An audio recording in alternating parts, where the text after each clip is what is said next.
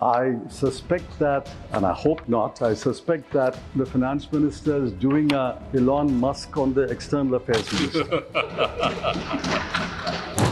It is obvious that the budget was politically driven. Sir, did the external affairs minister offer to Mr. Rubio, we will send an aircraft to bring our Indian citizens back? Yes.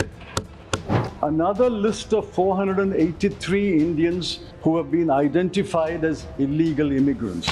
Will the government send an Indian aircraft to bring back the Indian illegal immigrants? One, instead of cutting income tax, or along with cutting income tax, she should have cut the GST. Everybody pays GST. She could have cut the tax on petrol and diesel. Everybody indirectly or directly uses petrol and diesel. And she could have raised the statutory minimum wage across the board under the Minimum Wages Act. That would have benefited thousands and thousands of laborers. What is the difference between Prime Minister's new employment generation program and the new employment generation program? We don't have a new PM, we have the same PM. I think we cannot divide this house into one half speaking for the top 50% and one half speaking for the bottom 50%. And is it good economics? I say no, it is not good economics. You can't cut capital expenditure.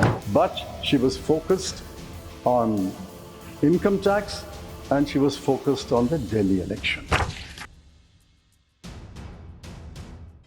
For presenting the budget for 2025-26. There ought to be a philosophy behind the budget. But I cannot divine one in this budget. I shall not attempt to do so, because after going through the budget speech and the budget numbers, I believe there is no philosophy behind the budget.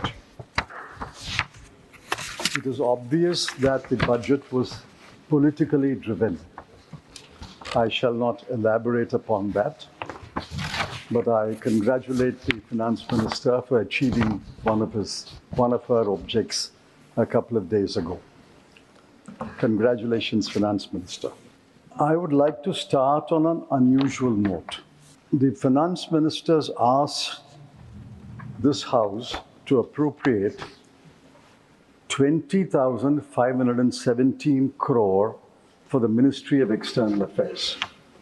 Usually the MEA does not figure in a budget speech, but I want to start with the MEA. Well, I'll tell you why. In 2023-24, the past year, we allocated 28,915 crore. In the current year, the revised estimate is 25,277 crore, almost 3,600 crore less in the current year. And for next year, the finance minister is asking for only 20,517 crore, another 5,300 crore less. I wish the External Affairs Minister is here. I suspect that, and I hope not, I suspect that the finance minister is doing a Elon Musk on the external affairs minister. Somebody must explain. Are we shrinking our world presence? Are we closing down embassies? Are we closing down consulates? Be that as it may. A more serious aspect of the MEA. MEA stumbled badly in the last week. And I say that with responsibility. It's now clear that the United States informed India about the deportation. They gave a list of deportees. India verified the list and confirmed that 104 or so names are Indian citizens. So this was not a surprise to us. It was a surprise to the rest of the people. The deputation was known to the ME. The External Affairs Minister met Secretary of State Rubio a few days before the deputation. And that was all published in the newspapers. I asked the government, did the External Affairs Minister raise the matter with Mr. Rubio? Did he know about the SOP? He told this House the SOP has been in place for many years, since 2012. If he knew about the SOP, did he protest the SOP to the Secretary of State of the United States? Did he know about the SOP requires them to handcuff, tie the legs with ropes and mask? If he knew about it, did he protest to Mr. Rubio? If he did not protest, why did he not protest? And the most important question,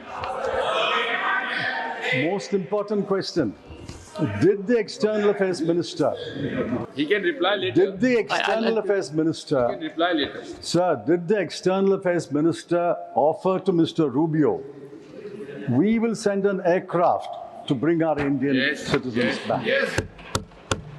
Another serious matter, another list of 483 Indians who have been identified as illegal immigrants.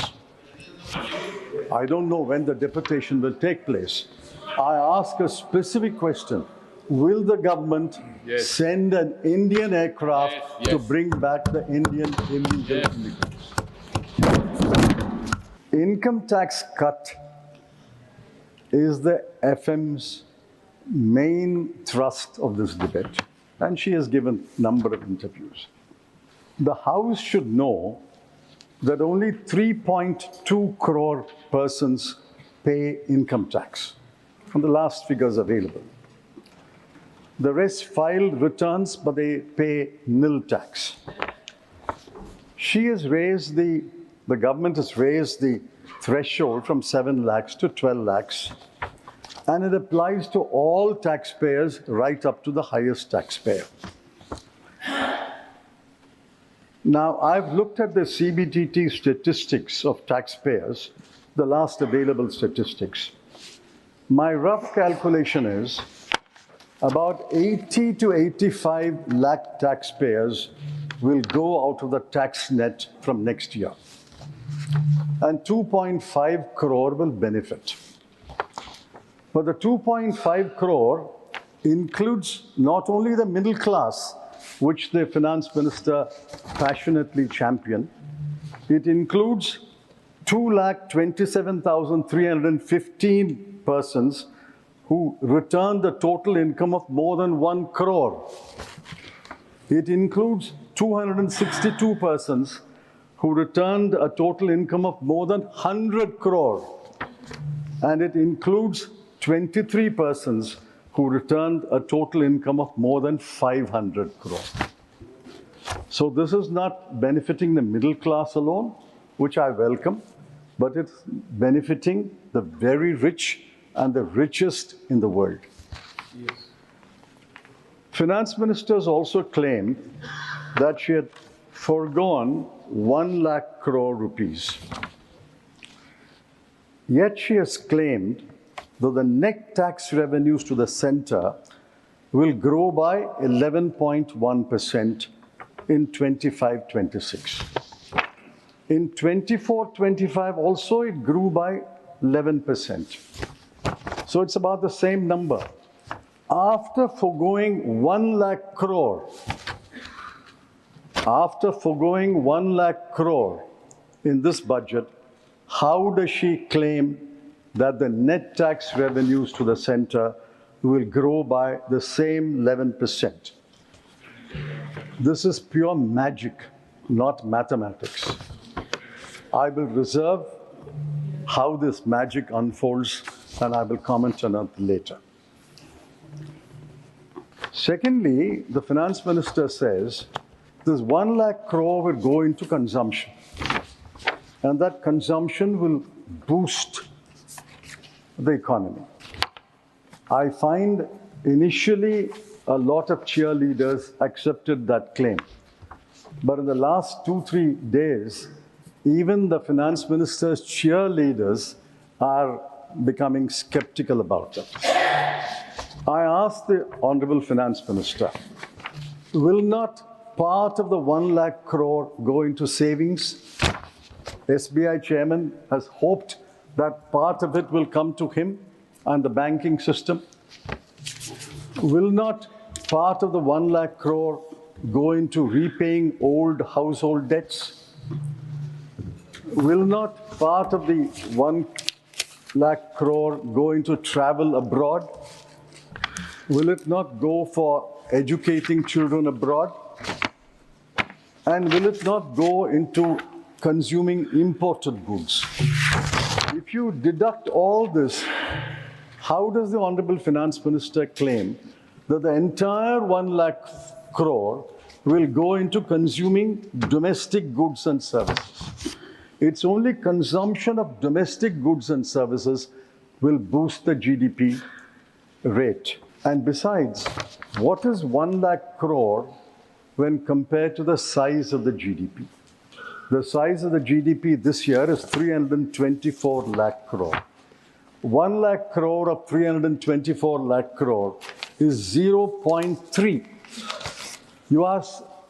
Are you seriously saying, and are you asking this House to believe, that 0.3% will boost the economy?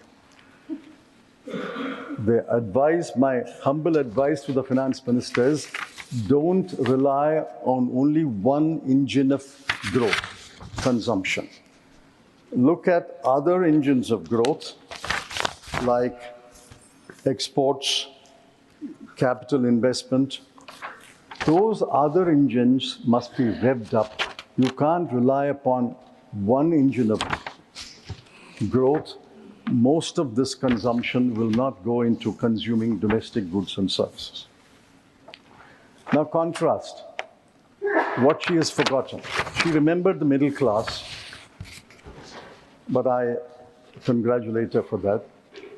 But what about the section of the people whom she has forgotten? Look at the plight of Indian households. I'm taking purely from government numbers. Between 2012 and 2024, in the 12-year period, food inflation was 6.18%. Education inflation was 11%. Healthcare inflation was 14%. These have crippled Indian households. Household savings have fallen from 25.2% to 18.4%. And household consumption saving in September survey in 2023 shows, and mark these numbers, average monthly per capita expenditure of a rural family is only 4,226. And in urban areas, it is 6,996. Now we must examine these numbers more closely. This is the average for the whole India, 4,662 and 6,996, average for the whole India. But the bottom 50% will be even less. And bottom 50% of the 50% will be even less.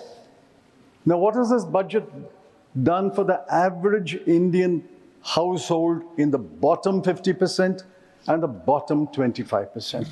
Nothing. What relief has the Honorable Finance Minister given them? She could have done one of several things. I'm not saying she should have done all the 4 things that I'm mentioning. She could have done one of several things. One, instead of cutting income tax, or along with cutting income tax, she should have cut the GST. Everybody pays GST. the richest and the poorest paying GST. She could have cut GST. She could have cut the tax on petrol and diesel. Everybody indirectly or directly uses petrol and diesel.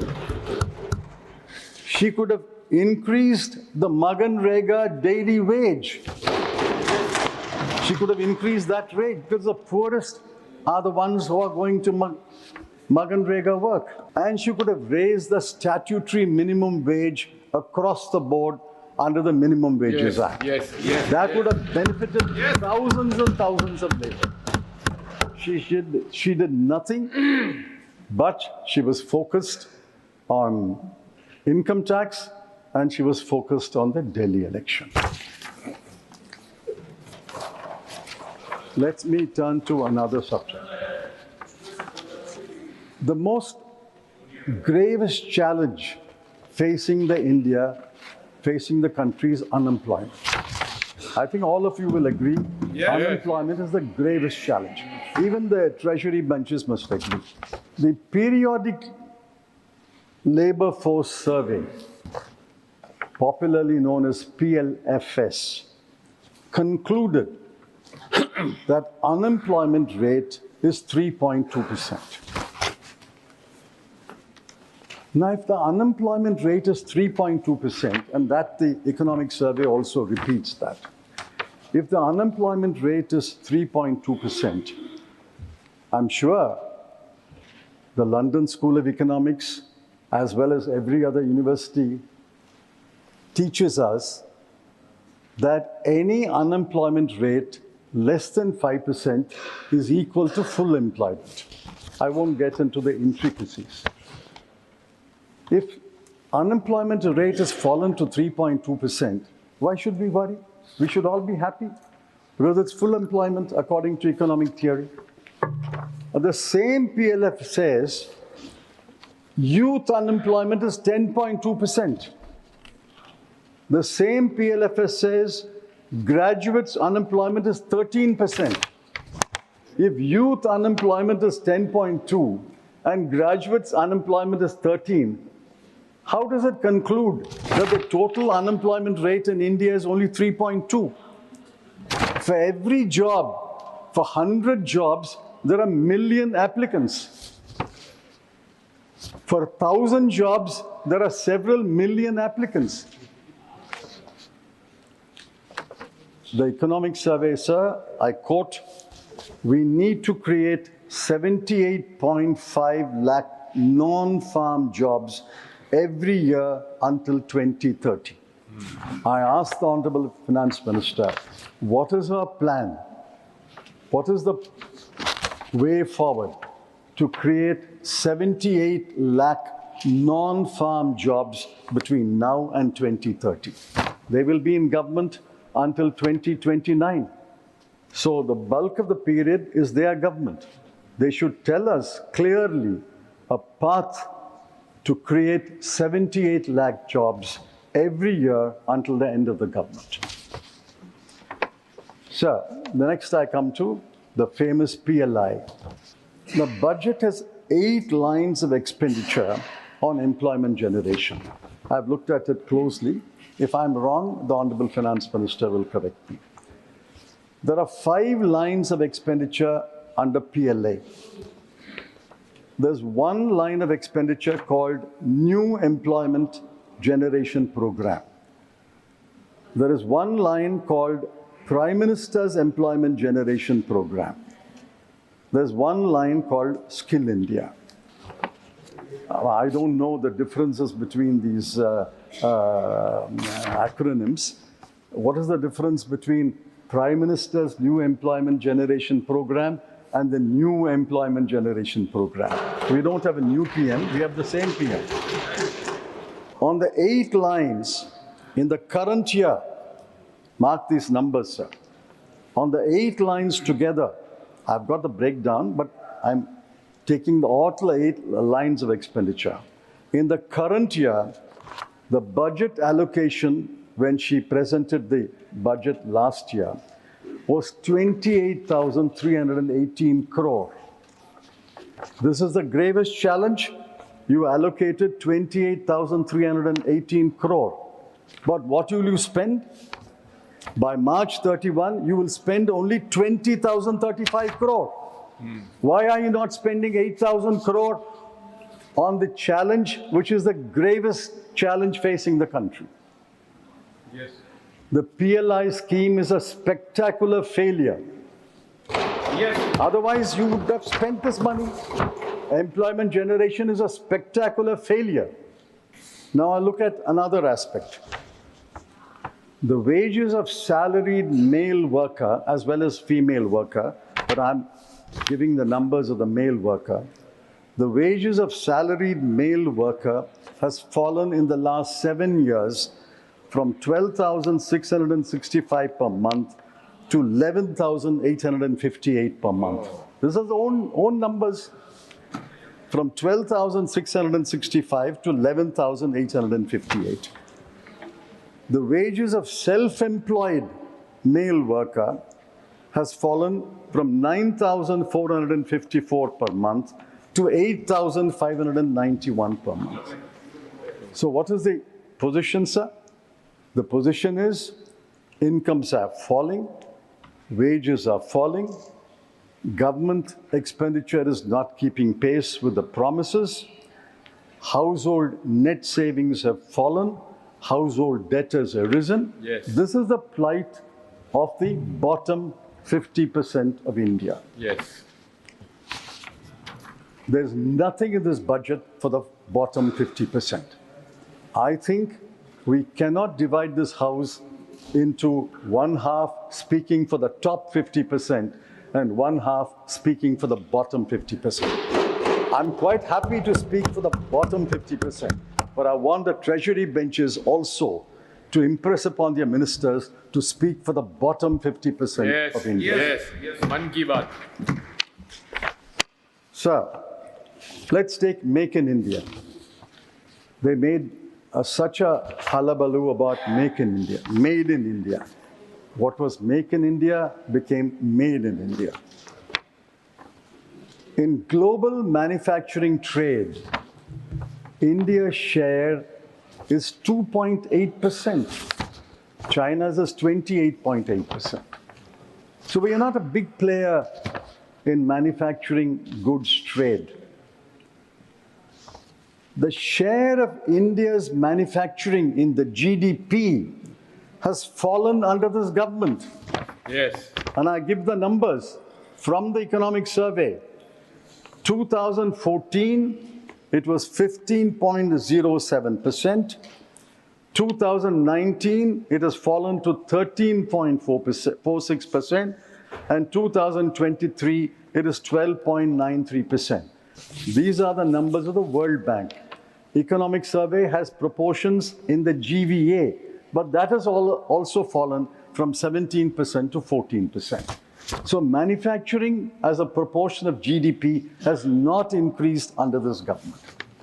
So manufacturing is a spectacular failure.